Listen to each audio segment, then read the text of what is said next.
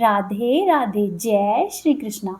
आज वैशाख मास का तीसरा दिन है और पहले के अध्याय में आप सुन चुके हैं कि वैशाख मास में किन किन वस्तुओं का दान करना चाहिए और किन वस्तुओं का दान करने से हमें क्या पुण्य प्राप्त होता है। तो आइए इसी श्रृंखला को आगे बढ़ाते हुए आज आपको सुनाते हैं महर्षि वशिष्ठ जी के उपदेश से राजा कीर्तिमान का अपने राज्य में वैशाख मास के धर्म का पालन कराना और यमराज जी का ब्रह्मा जी से राजा की शिकायत लेकर जाना। मिथिलापति कहने लगे कि हे ब्राह्मण, जब वैशाख मास के धर्म अतिशय सुलभ और पुण्य प्रदान करने वाले हैं, साथ ही साथ भगवान विष्णु के लिए प्रीतिकारक भी है और चारों पुरुषार्थों की तत्काल ही प्राप्ति कराते हैं, सनातन और वेदोक्त है, तब संसार में उनकी प्रसिद्धि क्यों नहीं हुई। इतना सुनकर शुद्धदेव जी कहने लगे कि हे राजन, तुमने बहुत अच्छा प्रश्न किया है, परंतु सुनो, इस पृथ्वी पर इस लोक की कामना रखने वाले मनुष्य की अधिकता है। उनमें से कुछ राजस है और कुछ तामस है। वे लोग इस संसार के भोगों तथा पुत्र पौत्रादि संपदाओं की अभिलाषा रखते हैं। हे राजन, बड़ी ही कठिनाई से कोई ऐसा मनुष्य मिलता है जो कि स्वर्गलोक के लिए प्रयास करता हो और इसीलिए ही वह यज्ञ आदि पुण्य कर्मों का अनुष्ठान बड़े ही प्रयत्न पूर्वक करता हो, परंतु मोक्ष की उपासना प्राय कोई नहीं करता। हे राजन, तुच्छ वस्तुओं की आशाएं लेकर बहुत से लोग कर्म करते हैं। इसी कारण से इस संसार में राजस और तामस धर्म अधिक विख्यात हो गए, परंतु सात्विक धर्मों की प्रसिद्धि नहीं हुई। ये सात्विक धर्म भगवान विष्णु को प्रसन्न करने वाले हैं और निष्काम भक्ति से प्राप्त किए जाते हैं। साथ ही साथ इस लोक और परलोक दोनों में ही सुख प्रदान करते हैं। देवमाया से मोहित होने के कारण मूढ़ मनुष्य इन धर्मों को नहीं जानते हैं। हे राजन, तुम ध्यान पूर्वक सुनो। पूर्व काल की बात है कि काशीपुरी नगरी में कीर्तिमान नाम से विख्यात एक चक्रवर्ती राजा थे। वे इक्ष्वाकु वंश के भूषण तथा महाराज नृंग के पुत्र थे। संसार में उनका बड़ा यश था। वे राजा अपनी इंद्रियों पर और अपने क्रोध पर विजय पा चुके थे। राजाओं में उसका स्थान बहुत ऊंचा था। एक दिन की बात है कि वे मृग्या में आसक्त होकर महर्षि वशिष्ठ जी के आश्रम पर जा पहुंचे। वैशाख मास की चिलचिलाती हुई धूप में यात्रा करते हुए राजा ने मार्ग में देखा कि महात्मा वशिष्ठ जी के शिष्य जगह जगह पर अनेक प्रकार के कार्यों में तत्परता के साथ लगे हुए हैं। वशिष्ठ जी के शिष्य कहीं पर पोसला बनाते हैं, कहीं पर छाया का मंडप बनाते हैं, किनारे पर झरनों के जल को रोककर स्वच्छ बावड़ी बनाते हैं, कहीं पर वृक्षों के नीचे बैठे हुए लोगों को वे पंखा डुलाकर हवा करते हैं, कहीं पर ऊख देते हैं, कहीं पर सुगंधित भेंट करते हैं और कहीं कहीं पर वे फल भी दे रहे हैं। दोपहर में लोगों को छाता देते हैं और संध्या के समय शरबत। कोई शिष्य घनी छाया वाले वन में झाड़ बुहार कर साफ किए हुए आश्रम के प्रांगण को बालू बिछा रहा है और कुछ लोग वृक्षों की शाखा में झूले लटका रहे हैं। उन्हें देखकर राजा ने पूछा कि आप लोग कौन हैं? तब शिष्यों ने उत्तर दिया कि हम लोग महर्षि वशिष्ठ जी के शिष्य हैं। तब राजा ने फिर से पूछा कि तुम लोग ये सब क्या कर रहे हो? तब शिष्य बोले कि ये वैशाख मास में कर्तव्य रूप से बताए गए धर्म हैं, जो कि धर्म, अर्थ, काम और मोक्ष इन चारों पुरुषार्थों के साधक है और हम लोग अपने गुरुदेव वशिष्ठ जी की आज्ञा से इन धर्मों का पालन करते हैं। तब राजा ने फिर से पूछा कि इन अनुष्ठानों से मनुष्य को कौन सा फल मिलता है और कौन से देवता इन सभी कार्यों से प्रसन्न होते हैं। तब शिष्यों ने उत्तर दिया कि हे राजन, हमें इस समय यह बताने का अवकाश नहीं है, परंतु आप हमारे गुरुजी से यह प्रश्न कीजिए। वे महायशस्वी महर्षि है और धर्मों को यथारूप जानते हैं। वे तुम्हें इसका उत्तर अवश्य ही देंगे। शिष्यों से ऐसा सुनकर राजा शीघ्र ही महर्षि वशिष्ठ जी के पवित्र आश्रम पर गए, जो कि विद्या और योग शक्ति से संपन्न था। राजा को आते हुए देखकर महर्षि वशिष्ठ जी मन ही मन बड़े प्रसन्न हुए। उन्होंने सेवकों के सहित महात्मा राजा का विधि पूर्वक आतिथ्य सत्कार किया। जब वे आराम से बैठ गए, तब गुरु वशिष्ठ जी से राजा प्रसन्नता पूर्वक बोले कि हे भगवान, मैंने मार्ग में आपके शिष्यों के द्वारा परम आश्चर्यगामी शुभ कर्मों का अनुष्ठान होते हुए देखा है, किंतु उसके संबंध में जब मैंने उनसे प्रश्न किया, तब उन्होंने दूसरी कोई बात नहीं बताकर आपके पास आने के लिए कहा है। उनके कहे अनुसार ही मैं इस समय आपके समीप आया हूँ। मेरे मन में उन धर्मों को सुनने की बड़ी इच्छा है, अतः आप मुझ पर कृपा कीजिए और मुझे उन सभी धर्मों का वर्णन करें। तब महायशस्वी वशिष्ठ जी ने प्रसन्नता पूर्वक कहा कि हे राजन, तुम्हारी बुद्धि को उत्तम शिक्षा मिली है, अतः इसी वजह से तुम्हें ऐसा उत्तम विचार आया है। भगवान विष्णु की कथा के श्रवण और भगवत कर्मों के अनुष्ठान में जो तुम्हारी बुद्धि है, यह तुम्हारे किसी पुण्य का ही फल है। जिसने वैशाख मास में बताए हुए महाधर्मों के द्वारा भगवान श्रीहरि की आराधना की है, उसके उन धर्मों से भगवान विष्णु शीघ्र ही संतुष्ट होते हैं और उस मनुष्य को मनोवांछित वस्तु देते हैं। संपूर्ण जगत के स्वामी भगवान लक्ष्मीपति समस्त पाप राशि का तत्काल ही विनाश करने वाले हैं। वे सूक्ष्म धर्मों से प्रसन्न होते हैं, केवल परिश्रम और धन से नहीं। भगवान विष्णु भक्ति से पूजित होने पर अभिष्ट वस्तु प्रदान करते हैं, इसीलिए सदा ही भगवान श्रीहरि विष्णु की भक्ति करनी चाहिए। हे राजन, जगदीश्वर श्रीहरि जल से पूजा करने पर भी क्लेश का नाश करते हैं और शीघ्र ही प्रसन्न होते हैं। वैशाख मास में बताए हुए धर्म थोड़े से ही परिश्रम के द्वारा साध्य होने पर भी भगवान श्रीहरि विष्णु के लिए प्रीतिकारक और शुभ होने के कारण अत्यधिक व्यय से सिद्ध होने वाले बड़े बड़े यज्ञ आदि कर्मों का भी तिरस्कार करते हैं। अतः हे राजन, तुम भी वैशाख मास में बताए हुए धर्मों का पालन करो और तुम्हारे राज्य में निवास करने वाले सभी लोगों से उन धर्मों का पालन करवाओ।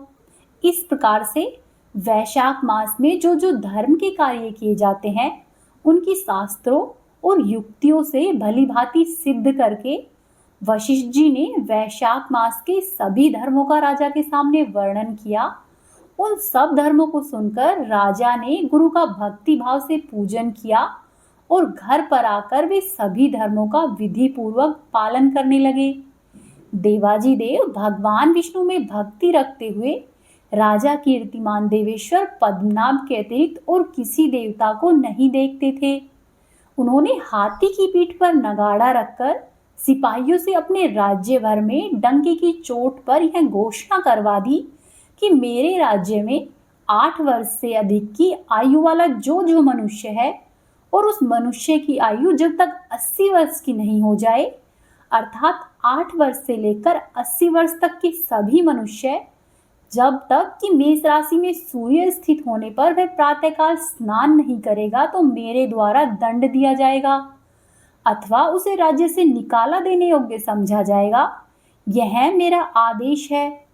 पिता, पुत्र अथवा सूर्योदय जो कोई भी हो, वैशाख मास के धर्म का पालन नहीं करेगा, वह चोर की ही भांति दंड का पात्र समझा जाएगा। प्रातःकाल शुभ जल में स्नान करके श्रेष्ठ ब्राह्मणों को दान करना चाहिए। तुम सब लोग अपनी शक्ति के अनुसार पोसला और दान आदि धर्मों का आचार करो। इस तरह की घोषणा राजा ने अपने संपूर्ण राज्य में करवा दी। साथ ही राजा कीर्तिमान ने प्रत्येक ग्राम में धर्म का उपदेश करने वाले एक एक ब्राह्मण को बसा दिया, जो कि संपूर्ण ग्राम में धर्म का उपदेश करता।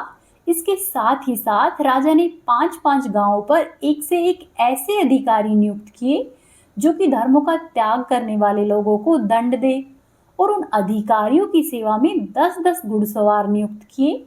इस प्रकार से चक्रवर्ती नरेश के शासन में सर्वत्र और सभी देशों में यह धर्म का पौधा प्रारंभ हो गया और आगे चलकर यह धर्म का पौधा इस तरह से वृक्ष बना जैसे एक सामान्य पौधा वृक्ष बनता है। उस राजा के राज्य में जब लोग मृत्यु को प्राप्त होते थे तब वे भगवान विष्णु के धाम में जाते थे। वहां के मनुष्यों को विष्णु लोक की प्राप्ति निश्चित थी। एक बार भी वैशाख स्नान कर लेने से मनुष्य यमराज के पास नहीं जाता। अपने धर्म के अनुकूल कर्म में स्थित हुए सभी लोगों के विष्णु लोक में चले जाने से यमपुरी के सभी नरक खाली हो गए और यमपुरी में अब एक भी पापी प्राणी नहीं रह गया। वैशाख मास के प्रभाव से यमपुरी के मार्ग की यात्रा बंद हो गई। सब मनुष्य दिव्य शरीर धारण करके भगवान श्री हरि विष्णु के धाम में जाने लगे। देवताओं के जो लोक है वे सब के सब शून्य हो गए।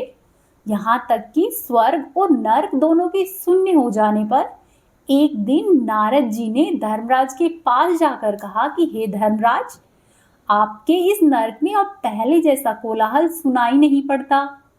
पहले की भांति पाप कर्मों का लेखा जोखा भी नहीं लिखा जा रहा। चित्रगुप्त जी तो ऐसे बैठे हुए हैं जैसे कि कोई मुनि हो। हे महाराज, इसका क्या कारण है, मुझे बताओ। नारद जी के ऐसा कहने पर यमराज ने कहा कि हे नारद, इस समय पृथ्वी पर जो राजा राज्य करता है वह पुराण पुरुषोत्तम भगवान श्री हरि विष्णु का बड़ा भक्त है और उसके भय से कोई भी मनुष्य कभी वैशाख मास के नियमों का उल्लंघन नहीं करते और उसी के पुण्य के प्रभाव से सभी विष्णु भगवान जी के धाम यानी कि वैकुंठ धाम में जा रहे हैं। हे मुनिवर, उस राजा ने इस समय मेरे लोक का मार्ग लुप्त कर रखा है। स्वर्ग और नर्क दोनों को ही शून्य बना दिया। अतः ब्रह्मा जी के समीप जाकर यह सारा समाचार उनसे निवेदन करूंगा, तभी मैं थोड़ा स्वस्थ होऊंगा। ऐसा निश्चय करके यमराज ब्रह्मा जी के लोक में गए और वहां पर बैठे हुए उन ब्रह्मा जी का दर्शन किया, जिनका कि आश्रय ध्रुव है, जो इस जगत के बीज और सभी लोकों के पितामह हैं। साथ ही साथ समस्त लोकपाल, दिक्पाल और देवता जिनकी उपासना करते हैं, उनके दर्शन करके बड़े प्रसन्न हुए। ब्रह्मा जी ने यमराज को देखा और यमराज ब्रह्मा जी के आगे पृथ्वी पर गिर पड़े। फिर यमराज कहने लगे कि हे कमलासन, काम में लगाया हुआ जो पुरुष स्वामी की आज्ञा का ठीक ठीक पालन नहीं करता है और उसका धन लेकर भोगता है, वह काठ का कीड़ा होता है। और हे कमलनयन, जो बुद्धिमान मनुष्य लोभवश स्वामी के धन का उपभोग करता है, वह 300 कल्पों तक तिर्यक योनि रूप नरक में चला जाता है। जो कार्य में नियुक्त हुआ पुरुष कार्य करने में समर्थ होकर भी अपने घर में बैठा रहता है, वह बिलाव होता है। हे देव, मैं आपकी ही आज्ञा से धर्म पूर्वक प्रजा पर शासन करता आ रहा हूँ। मैं अब तक मुनियों और धर्मशास्त्रों के कहे अनुसार पुण्यात्मा को पुण्य के फल से और पाप आत्मा को पाप के फल से संयुक्त किया करता था, परंतु अब आपकी आज्ञा का पालन करने में मैं असमर्थ हो गया हूँ। कीर्तिमान के राज्य में सभी लोग वैशाख मास के पुण्य कर्मों का अनुष्ठान करके अपने पितरों और पितामहों के साथ वैकुंठ धाम में चले जाते हैं। उनके मरे हुए पितर और मातामह आदि भी विष्णु लोक में चले जाते हैं। इतना ही नहीं, पत्नी के पिता यानी कि ससुर आदि भी मेरे लेख को मिटाकर विष्णु लोक में जा रहे हैं। हे देव, बड़े बड़े यज्ञों के द्वारा भी मनुष्य की वैसी गति नहीं हो पाती जैसी कि वैशाख मास के कार्यों को करने से उन्हें मिल रही है। हे देव, संपूर्ण तीर्थों से, दान इत्यादि से, तपस्याओं से, व्रतों से अथवा संपूर्ण धर्मों से युक्त मनुष्य भी उस गति को नहीं पाता है जो कि वैशाख मास में धर्म में तत्पर रहकर मनुष्य को प्राप्त हो रही है। वैशाख मास में प्रातःकाल स्नान करके देव पूजन करना, मास महात्म्य की कथाओं को सुनना तथा भगवान विष्णु को प्रिय लगने वाले और अनुकूल धर्मों का पालन करने वाला मनुष्य एकमात्र विष्णु लोक का ही स्वामी हो रहा है। और जगतपति भगवान श्रीहरि विष्णु के लोक की तो मेरी समझ में कोई सीमा ही नहीं है, क्योंकि सब ओर से कोटि कोटि प्राणियों का समुदाय वहां पर पहुंच रहा है, तो भी वह भरता ही नहीं है। इस संसार में पवित्र और अपवित्र सभी लोग राजा की आज्ञा से वैशाख मास के धर्मों का पालन करके विष्णु लोक में जा रहे हैं। हे लोकनाथ, उसकी प्रेरणा से संस्कारहीन मनुष्य भी वैशाख स्नान करने से वैकुंठ धाम में जा रहा है। वह केवल भगवान विष्णु के चरणों की शरण लेने वाला है। मुझे ऐसा जान पड़ता है कि वह समस्त संसार को विष्णु लोक में पहुंचा देगा। जो पुत्र धर्म, अर्थ, काम और मोक्ष के प्रतिकूल चलता हो, वह पृथ्वी पर माता के पेट से पैदा हुआ रोग के समान है। वह अधम पुरुष अपनी माता को घात करने वाला कहा जाता है। किंतु राजा कीर्तिमान की माता और उसकी पत्नी का पुण्य संसार में विख्यात है। उसकी माता एकमात्र वीरजननी है और वह राजा निश्चय ही संसार में बहुत बड़ा वीर है। जिस प्रकार से कीर्तिमान मेरी लिपि को मिटाने में तैयार हुआ है, ऐसा प्रयास पहले के समय में किसी ने नहीं किया है। हे ब्रह्मा जी, भगवान विष्णु की भक्ति में तत्पर हुए राजा कीर्तिमान के सिवा दूसरे ऐसे किसी भी मनुष्य को मैं नहीं जानता हूँ जो कि डंका बजाकर घोषणा करते हुए सभी लोगों को प्रेरणा देता हो और मेरे लोक के मार्ग को विलुप्त करने की चेष्टा करता हो। हरे कृष्णा। तो आज आपने जाना कि राजा कीर्तिमान ने किस तरह से गुरु वशिष्ठ जी से जानकर अपने राज्य में सभी लोगों को वैशाख मास के धर्म के नियमों का पालन करने की आज्ञा दी है और उसके प्रभाव से सभी को विष्णु लोक में स्थान मिल रहा है। कल आप जानेंगे इससे आगे की कथा कि यमराज जी को ब्रह्मा जी ने क्या कहा और किस प्रकार से उन्हें समझाया है। उम्मीद है आपको आज की कथाएं पसंद आई होगी। यदि आप चैनल पर नए हैं तो चैनल को सब्सक्राइब कर लीजिए और वीडियो को लाइक कीजिए। साथ ही साथ अपने जैसे भगवान श्री हरि के भक्तों के साथ कथाओं को शेयर कीजिए। आपका दिन शुभ और मंगलमय हो। राधे राधे।